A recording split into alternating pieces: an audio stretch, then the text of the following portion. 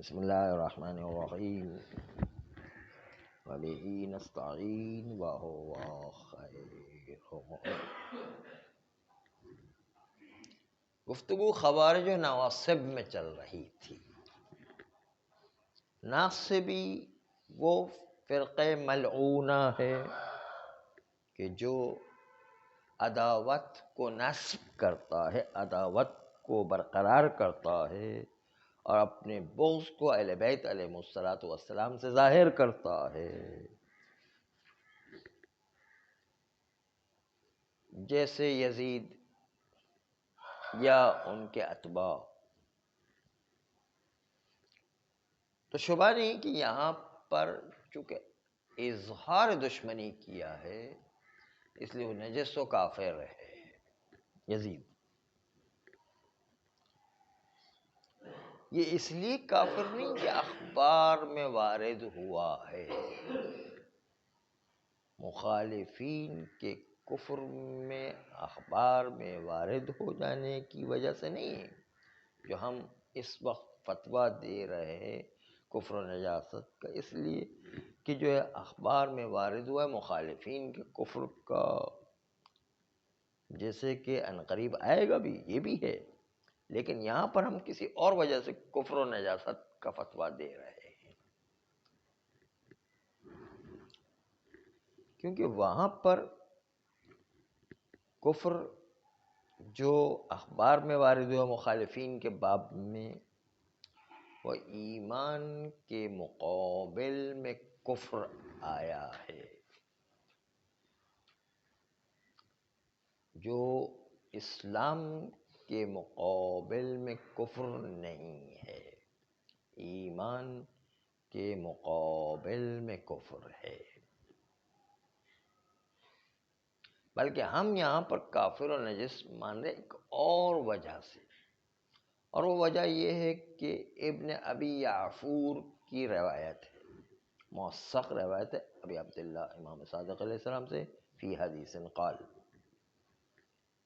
اس مضمون میں روایت جو ابھی آپ کے سامنے پیش کریں، اس روایت کی وجہ سے، اس جیسی روایت کی وجہ سے ہم ان یزید ملعون اور ان کے جیسے لوگوں کو کافر قرار دے رہے ہیں۔ حدیث جو ہے ملاحظہ فرمائیں گے ابن ابی یعفور کی، ایاک ان تغتسل من غسالۃ الحمام، بچو اس بات سے کہ تم حمام کے پانی سے، جو غسالہ والا پانی ہے، اس سے غسل انجام دو، یعنی نہایا ہوا پانی سے غسل انجام دو، اسے بچو۔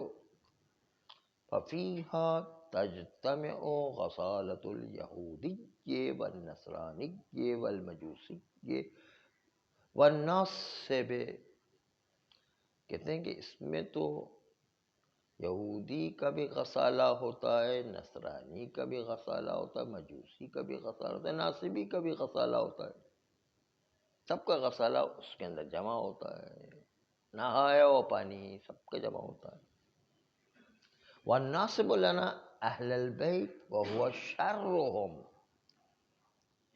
ناصبی جو ہم اہل بیت علیہم السلام سے دشمنی اور عداوت کو اظہار کرتا ہے، وہ شر ہے، یعنی ان سب سے بدتر ہے، شرهم، ان سارے کافروں سے بدتر ہے۔ فإن اللہ تبارک و تعالی لم يخلق خلقا انجس من الکلب، کیونکہ اللہ تعالیٰ نے کوئی مخلوق پیدا نہیں کی ہے کہ کتے سے زیادہ نجس ہو۔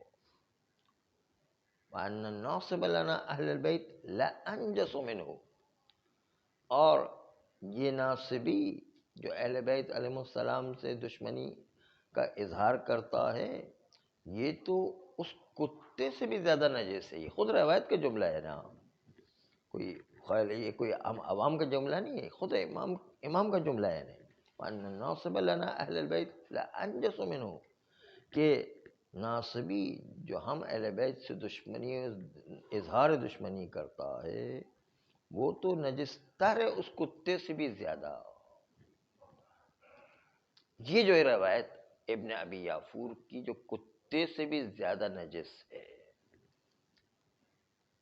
اس روایت کا ظہور یہ ہے کہ ناصبی میں نجاست ظاہریہ بھی عارض ہے اس کے اعضاء و جوارح پر، کیونکہ اس نے نسب دشمنی کیا ہے اور کفر کا اظہار کیا ہے۔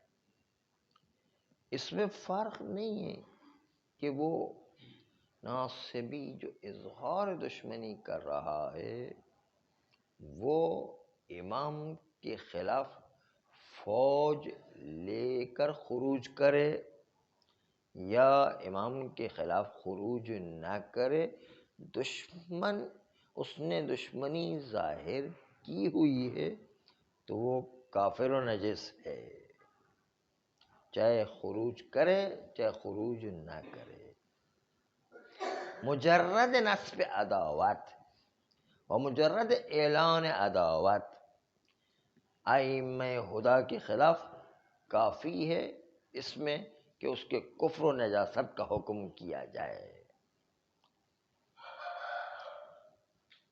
اور جملہ مقاتلین مولا حسین کے خلاف ان میں سے بہت سارے ناصبی تھے، اور ان ناصبیوں نے مولا حسین کے خلاف جنگ کا اقدام کیا، اس لیے کہ وہ عداوت رکھتے تھے امیر المومنین علیہ السلام اور ان کی اولاد سے، اس لیے ناصبی تھے اس کربلا کی فوج کے اندر۔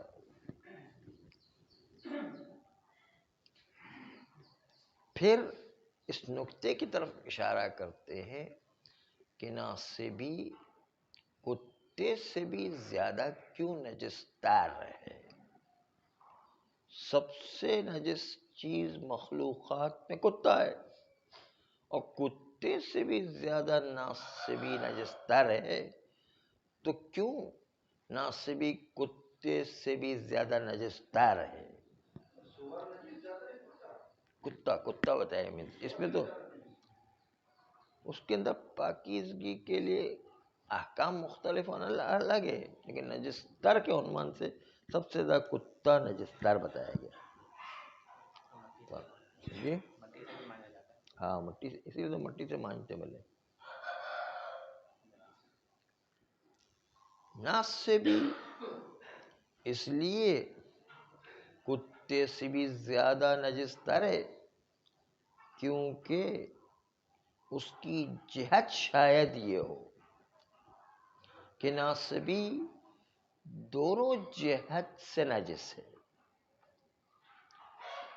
وہ دو جہت یہ ہے کہ ظاہر کے اعتبار سے بھی نجس ہے اور باطن کے اعتبار سے بھی نجس ہے،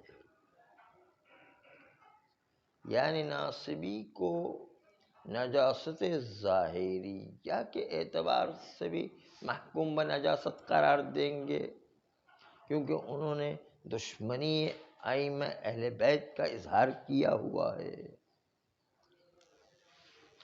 اسی طریقے سے ناصبی باطنی اور روحی لحاظ سے بھی نجس ہے، اس لیے کہ ظاہر روح ان کی بڑی ناپاک ہے کہ وہ اہل بیت علیہ السلام سے دشمنی رکھ رہے ہیں، چاہے وہ اظہار کرے یا نہ کرے، دل میں تو ان کی برائی ہے، یہی روحی خرابی تو ہے اندر سے۔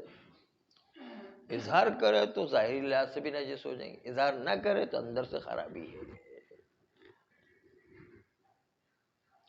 یہ کتے کے خلاف، کتا اس میں نجاست صرف اور صرف ظاہری اعتبار سے ہے۔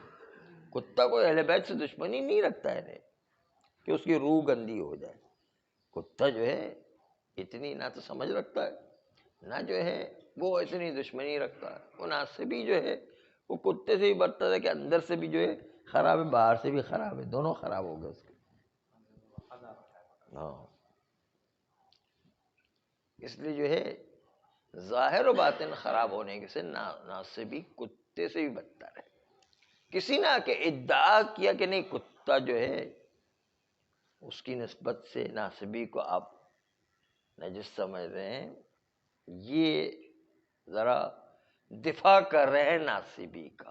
آپ دیکھیں کیسے دفاع کر رہے ہیں. وہ کچھ لوگوں نے یہ خیال کیا کہ ناصبی پر نجاست ظاہری اعتبار سے بعید ہے، ظاہری اعتبار سے اس پر نجاست کا حکم لگانا بعید ہے. کیونکہ ان کی دلیل سنیں. اب دلیل میں ناصبی کے دفاع کر رہے، دیکھیں کہتے اس لیے کہ ناصبی حکومت بنی امیہ میں بہت زیادہ تھے اور ائمہ معصومین کے پاس آنا جانا رہا کرتا تھا ناصبی لوگوں کا. نہ صرف ائمہ کے پاس بلکہ ائمہ معصومین کے علاوہ ائمہ کے اصحاب کے پاس بھی نصاب حضرات بہت آتے جاتے رہتے تھے، اس لیے کہ حکومت بنی امیہ میں ناصبی بہت تھے. بس ناصبی حضرات وہ ائمہ کے گھروں میں داخل ہوا کرتے تھے جس طرح ائمہ ان کے گھروں پر جایا کرتے تھے. ائمہ جو ہے ان کے گھر پر جاتے تھے اور وہ ائمہ کے گھر پر آتے تھے، اور بہت زیادہ تک. اس کے باوجود ہمارے پاس کسی ایک روایت میں بھی کوئی ایسا جملہ نہیں ملتا ہے جو دلالت کرے کہ ناصبی سے اجتناب کریں، ان کے پاس آنا جانا نہ رکھیں. ائمہ علیہ السلام نہ انہوں نے اجتناب کیا ہے نہ اپنے اصحاب کو اجتناب کرنے سے کہا ہے. یہ کاشف قطعی ہے اس بات پر کہ ناصبی نجس نہیں تھے. اگر وہ نجس ہوتے تو ضرور ائمہ معصومین ان کی نجاست کی طرف اشارہ کرتے اور بیان کرتے کہ ناصبی کو نجس سمجھو.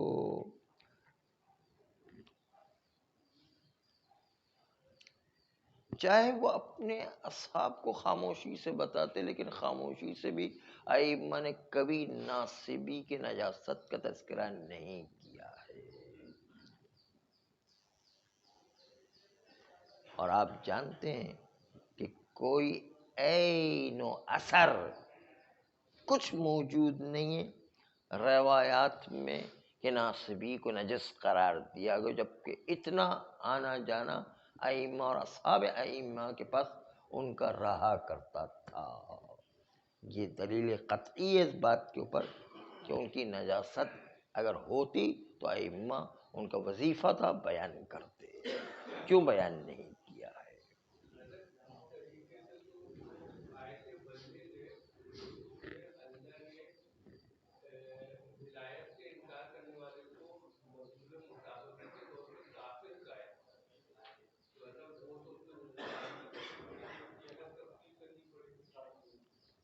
کافر کا ہے، لیکن کفر کی کئی قسمیں. اب کون سا کافر ہے یہ دیکھنا پڑے، نجس والا کافر یا پاک والا کافر. کافر تو ہم لوگ کا ہے. اختیار تو شرکن کا ہے. اختیار یعنی بلی راستہ کاٹ جائے تو شرک کفر اختیار کر لیا. یہ کون سا کفر ہو گیا؟ بہت سارے کفر کی کئی قسمیں ہیں.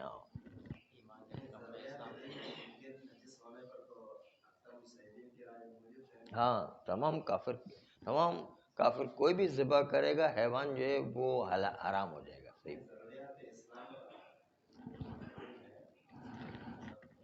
ہاں ضروریات دین میں بھی اختلاف ہے کہ انکار رسالت لازم آتا ہے یا انکار رسالت لازم نہیں آتا. یہ ذرا سا تھوڑا اختلاف ہے ضروریات دین.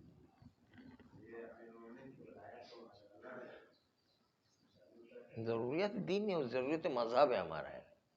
ہمارے مذہب وہ ضرورت مذہب کے لحاظ، مذہب تشیع کے لحاظ سے ضروریات میں سے، لیکن مذہب دین اسلام کے لحاظ سے کوئی ضروری نہیں ہے.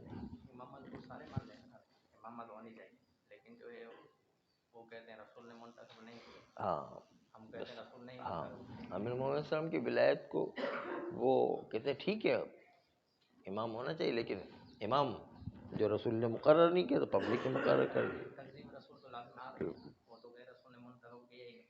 ہاں وہ تو کہتے نہیں کیا نا. نہیں نہیں، شیعہ بھی ضروریت دین کا انکار کرنا، ضرورت مذہب کا انکار کرنا.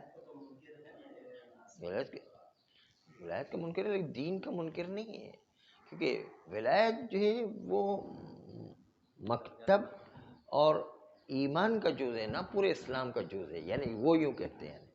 اس لیے یہ کہتے ہیں ضروریات دین کا انکار نہیں، ضرورت مذہب کا انکار ہے. وہ مذہب کا انکار الگ ہے، دین کا انکار الگ ہے، دو الگ ہے. دین اسلام پورا اور مذہب تشیع یہ دونوں فرق ہیں. ہاں محبت ضروریات ہے، اہل بیت سے محبت کرنا ضروریات دین میں سے، یہ بات صحیح ہے. اسی لیے تو اگر اظہار دشمنی کرے تو وہ ضروریات دین کا انکار کر رہا ہے.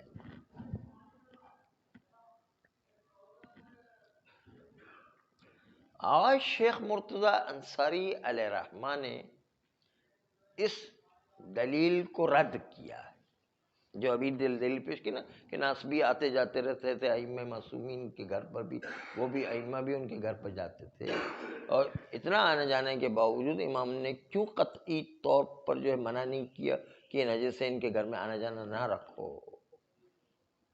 یہ دلیل قطعی ہے، کشف کرتا کہ نجس نہیں تھے. یہ دلیل جو پیش کی ابھی. اس کے مقابل میں شیخ مرتضی انصاری علیہ الرحمہ نے جواب دیا اس کا. شیخ مرتضی انصاری کے جواب کا خلاصہ یہ کہ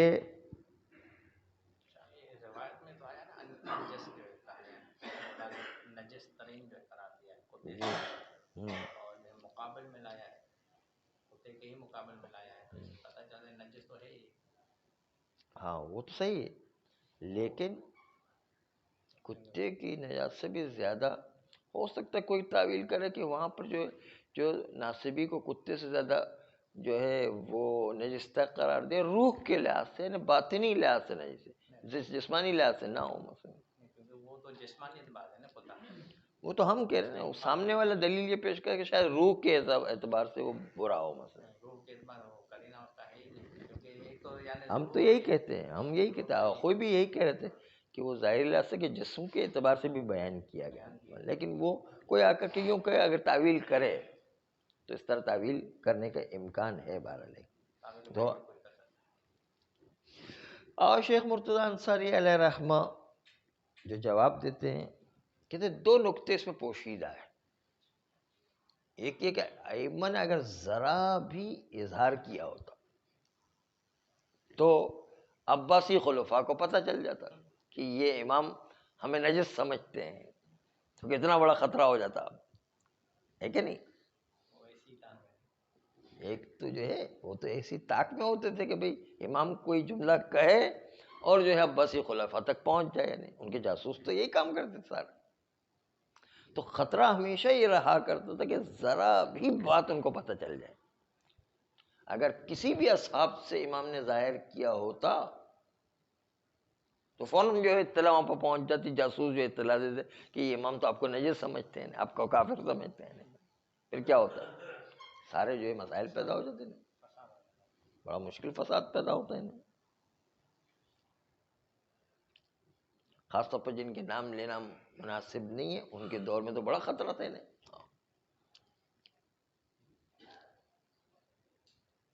اس کے علاوہ ایک اور بات بھی آخوئی نے لکھی ہے، یہ بات تو آپ کے ذہنوں میں بھی آ رہی ہوگی کہ جاسوسوں کا بڑا خطرہ تھا، فوراً اطلاع پہنچا دیتے ہوتے. دوسری بات جو آخوئی نے ذرا سا ایک علمی نقطہ لکھا ہے وہ آپ ملاحظہ فرمائیں گے کہ احکام زیادہ تر امام باقر اور امام صادق علیہ السلام کے زمانے میں منتشر ہوئے ہیں، ورنہ پہلے اکا دکا احکام ہوا کرتے تھے. زیادہ تر احکام پانچویں چھٹے امام کے زمانے سے منتشر ہونا شروع ہوئی. تو ممکن ہے ناصبی کا کافر ہونا ان دو ائمہ کے زمانے تک اتنا مشہور نہ ہو،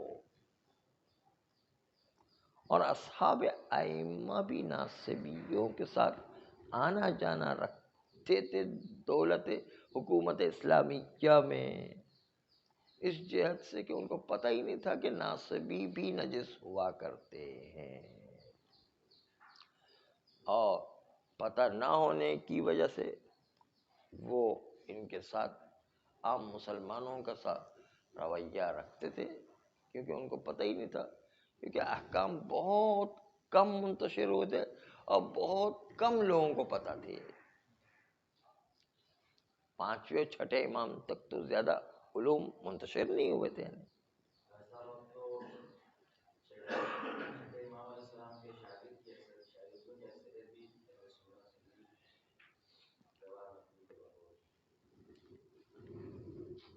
ان کے شاگرد کیا ہے؟ اکثریت ان کی اہل سنت۔ ہاں تو ظاہر ہے ان کے اب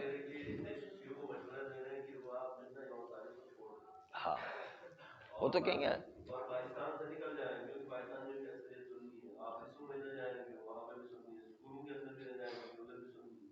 وہ تو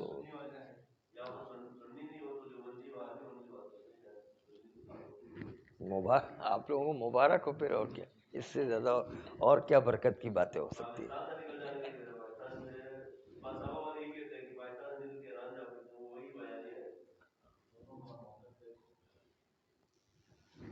مبارک آپ لوگوں کو، اور کیا کہہ سکتے ہیں۔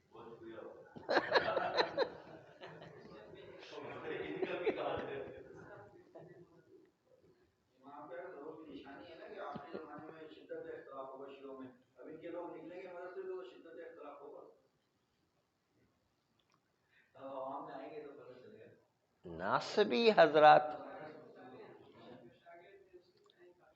حاکم شام کے زمانے میں عصر عباسیین تک بہت شدت سے کثرت اختیار کر گئے تھے، اور عام طور پر عوام ان کی فطرت یہ ہے کہ وہ اپنے ملوک اور بادشاہوں کے دین پر چلتے ہیں، جب کثرت ہی ساری عباسیین کے دور تک یہ سب کے سب جو ہے ناصبیوں کی تعداد کثرت کے ساتھ تھی، بہت شروع ہوئی دشمنی اہل بیت سے، دشمنی امیر المومنین سے، اور اس کے بعد سے لے کر عباسیین کے دور پر کثرت کے ساتھ ناصبی رہے ہیں۔ تو جب لوگوں کی فطرت ہی یہ کہ اپنے بادشاہوں کے دین پر چلتے ہیں اور رئیس کے مطابق مرعوس قریب ہونے کی کوشش کرتا ہے، رئیس یعنی بادشاہ، مرعوس یعنی عوام، عوام ہمیشہ کوشش کرتی کہ اپنے رئیس کے قریب رہے تاکہ کچھ نہ کچھ جو ہے رئیس سے حاصل ہو سکے،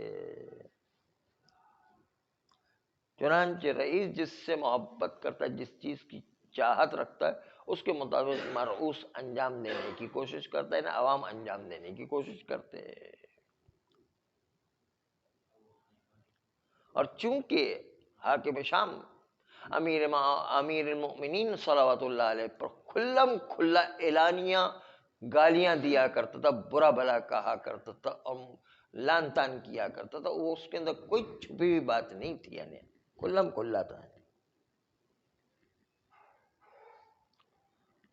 دشمنی تو دشمنی، وہ لان تان کرنا اور گالی دینے میں بھی کم نہیں تھا وہ حاکم شام، یعنی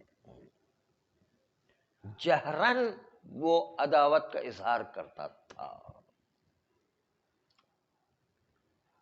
اور کثرت ناصبی ان کے زمانے سے لے کر عباسیین کے دور تک بڑھتے ہی چلے گئے، بڑی کثرت سے زیادہ ہو۔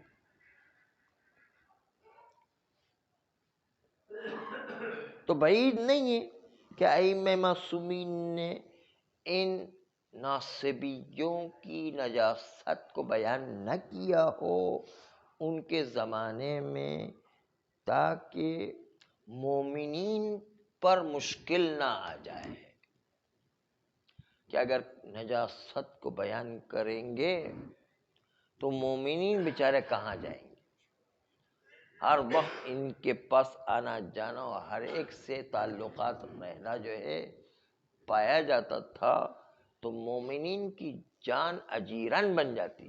مومنین کو اپنی زندگی گزارنا ایک مضائقے میں اور اتنی تنگی اور پریشانی اور بہت مشکل سے ان کی سانس آتی ہے، سانس لینے کا موقع نہ ملتا ان کو، اتنی پریشانی ہو جاتی ہے.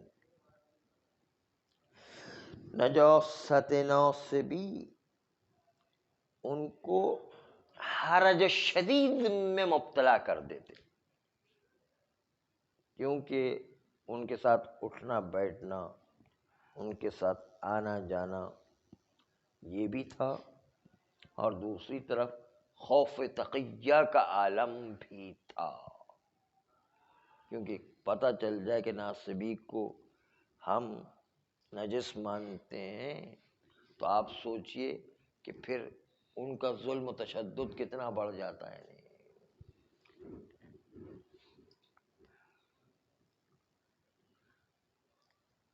اور وہ اطلاع عصر عباسیین تک، حاکم وقت تک پہنچ جاتی، اور وہ جو ائمہ کی سیاست تھی کہ جس کی وجہ سے بہت سے خلفاء ائمہ سے موالات رکھتے تھے، ظاہری طور پر محبت کا اظہار کیا کرتے، چاہے ظاہری کیوں نہ، خاص طور پر مامون جو ہے بہت زیادہ امام رضا علیہ السلام سے محبت کا اظہار کیا کرتا تھا، یہ سب ختم ہو کر کے رہ جاتا ہے.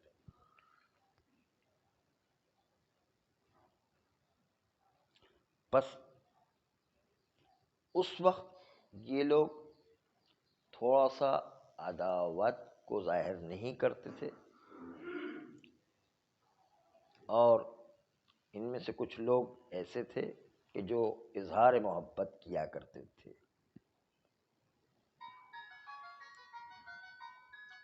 بس اس لیے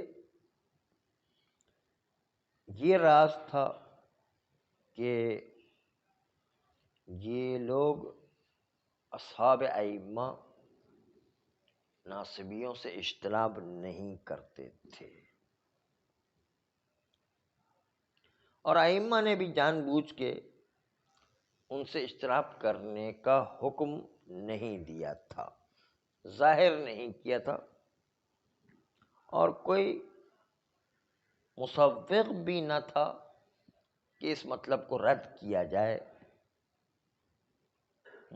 بس اس لیے مجرد یہ کہ ائمہ معصومین اور ان کے اصحاب ان کے وہاں آنے جانے کا سلسلہ رکھے ہوئے تھے، اور صرف اس لیے کہ ان کے ساتھ تعلقات رکھے ہوئے تھے، اس سے یہ کشف کرنا، کشف قطعی کرنا کہ ائمہ حتماً ان کو پاک سمجھتے تھے، اسی لیے ان کے یہاں آنے جانے کا سلسلہ اپنے اور اصحاب کے درمیان بھی رکھا ہوا تھا. یہ بات قابل قبول نہیں ہے، بہت ساری مصلحتیں چھپی ہوئی تھی، جس کی وجہ سے اس وقت ناصبیوں کو کفر اور نجاست کے فتوے سے بیان کرنے سے گریز کیا ائمہ معصومین، تاکہ تشیع خطرے میں نہ پڑ جائے، تاکہ ائمہ کے لیے اپنے لیے بھی خطرہ نہ ہو جائے، اور بہت سے ایسے وجوہات کہ جس کی وجہ سے ان مومنین کو پتہ بھی نہیں چل سکا کہ ناصبی بھی نجس ہوا کرتے ہیں. صلی اللہ علیہ وآلہ